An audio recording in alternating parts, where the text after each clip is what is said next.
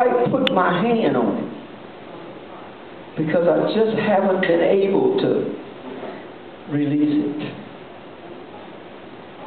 And I'm like, okay, God, I ain't nothing. A friend of mine that passed away earlier this year had a similar. Normally, I'm not an emotionally attached person to material things, but I've just realized, and God showed me somewhat of what the bishop and Sister Wright went through a few years ago when the main building of Antioch collapsed. And a lot of us may wonder, how can you be attached to a building? But that building had become a part of me, part of my life. All of my children was raised in that building. 31 years. And I began to realize that that had had a significant effect on me this week. So I had to begin to pray, Lord, you've got to help me to release this to you. Nobody's fault. Nobody's fault. Right now, the only thing we can think of, and the fire department went through and inspected, the only thing we can think of is someplace in the ceiling of that building.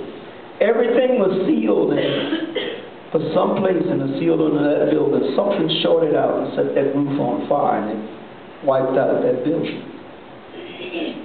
So, give me a logical reason. Can't do that. Satan upset. I can understand that.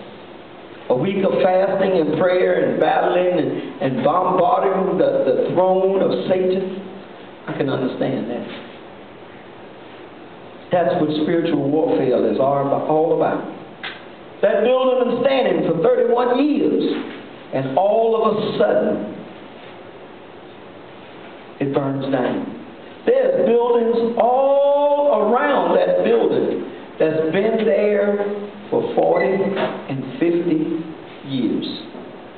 Why didn't they burn down? But Satan attacked the thing that was the closest to me, that would affect me the most at this specific time. And that's the same thing he's going to try to do in your life somewhere along the line. And as I get ready to get out of the way, and I'm going to turn this over to Brother and Sister Lauren Hine, and they're going to lead us in worship, but I want you to just to think about it. Where are we? Are we taking this for real? Because he is on both sides. God's for real, but if there's a real God, then there's a real devil. And he ain't playing. Brother and Sister Lauren, come on.